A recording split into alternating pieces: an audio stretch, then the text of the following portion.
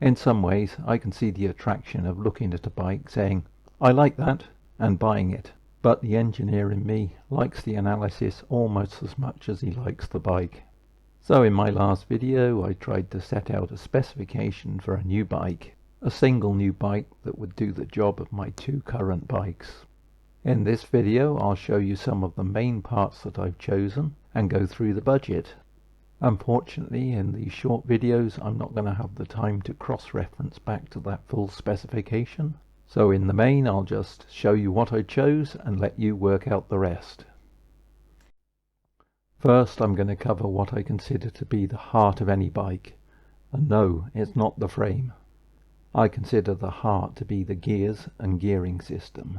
And I've made a number of videos on what I consider to be a good gear setup.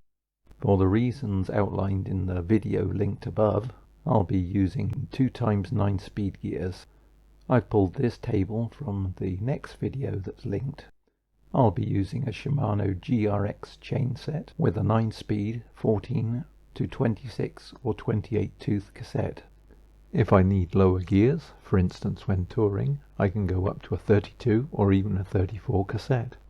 The Shimano crankset is one of my few concessions to mainstream branded components.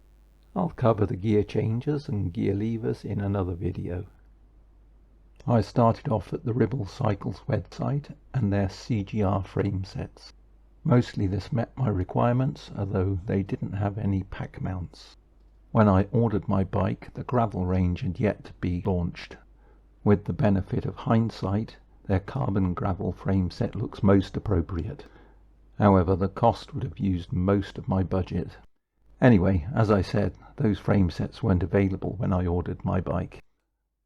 I then moved on to AliExpress and eBay.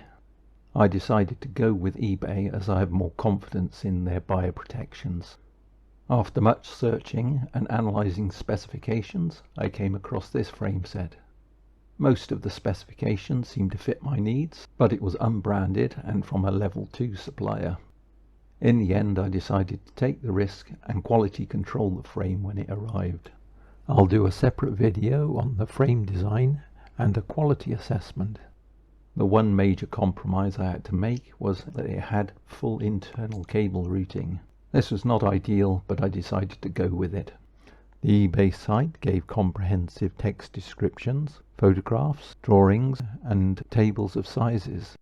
This did allow me to work out whether the inflexibility of the integrated handlebar system would allow me to have the range of height adjustment in order to get the position I wanted. I opted for the largest size, that is 58 centimeters, which had a 190mm head tube, a bit shorter than I was looking for, but I could make up the difference with spacers under the handlebars. Next, I searched for a pair of wheels to match the frame. The same seller had an interesting set of wheels which I decided to plump for. These had 28mm wide by 50mm deep tubeless rims. They had just 24 straight pull spokes. Less than I would have liked, but I decided to compromise. My thought was I could make up a second set of stronger wheels for those times when I wanted something a bit more robust. Obviously, this video has been restricted to some major components only. In future videos, I'll talk about some of the other parts and even review them.